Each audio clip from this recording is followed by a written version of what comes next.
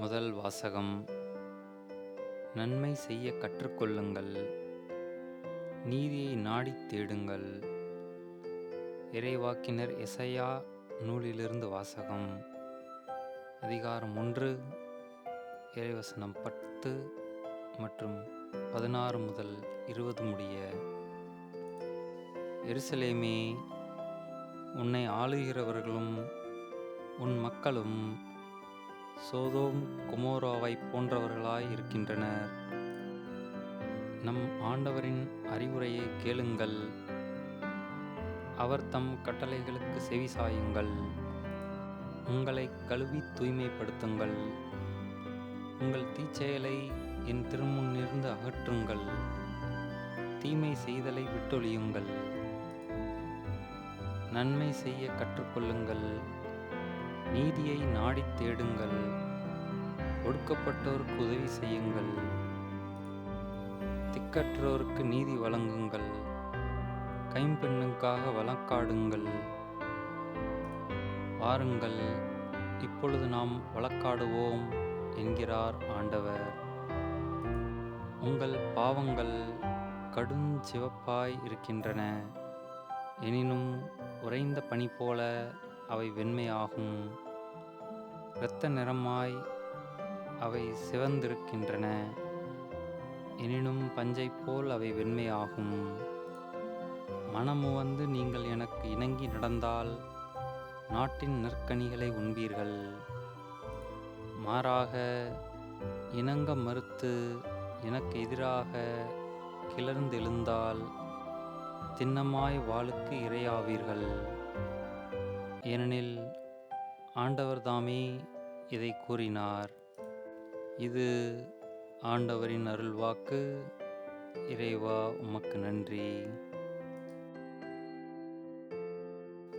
நற்செய்தி வாசகம். அவர்கள் சொல்வார்கள், செயலில் காட்ட மாட்டார்கள். மத்தேயு எழுதிய தூய நற்செய்தியிலிருந்து வாசகம். அதிகாரம் 23, இறைவசனங்கள் 1 முதல் 12 முடிய.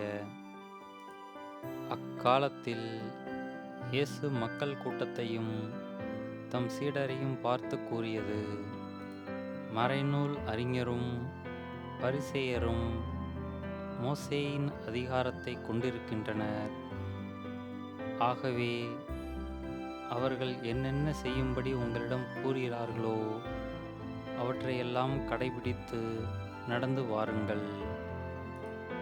ஆனால் அவர்கள் செய்வது போல நீங்கள் செய்யாதீர்கள்.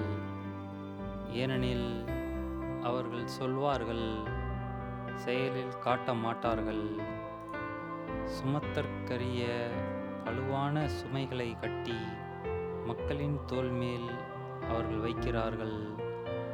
ஆனால் அவர்கள் தங்கள் விரலால் தொட்டு அசைக்கக்கூட முன் வரமாட்டார்கள். தாங்கள் செய்வதெல்லாம் மக்கள் பார்க்க வேண்டும் என்றே அவர்கள் செய்கிறார்கள். தங்கள் மறைநூல் வாசக பட்டைகளை அகலமாக்குகிறார்கள், அங்கியின் குஞ்சங்களை பெரிதாக்குகிறார்கள். விருந்துகளில் முதன்மையான இடங்களையும் தொழுகை கூடங்களில் முதன்மையான இருக்கைகளையும் விரும்புகின்றார்கள். சந்தை வெளிகளில் மக்கள் தங்களுக்கு வணக்கம் செலுத்துவதையும் ரபி என அழைப்பதையும் விரும்புகிறார்கள். ஆனால் நீங்கள் ரபி என அழைக்கப்பட வேண்டாம், ஏனெனில் உங்களுக்கு போதகர் ஒருவரே. நீங்கள் யாவரும் சகோதரர் சகோதரிகள்.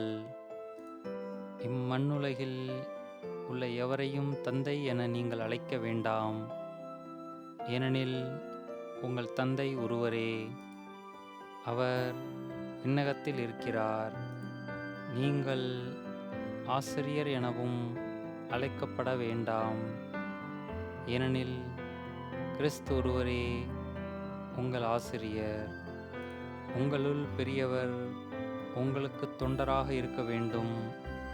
தம்மைத்தாமே உயர்த்துகிறவர் எவரும் தாழ்த்தப் பெறுவர், தம்மைத்தாமே தாழ்த்துகிறவர் எவரும் உயர்த்தப் பெறுவர். இது கிறிஸ்துவின் நற்செய்தி. கிறிஸ்துவே உமக்கு புகழ்.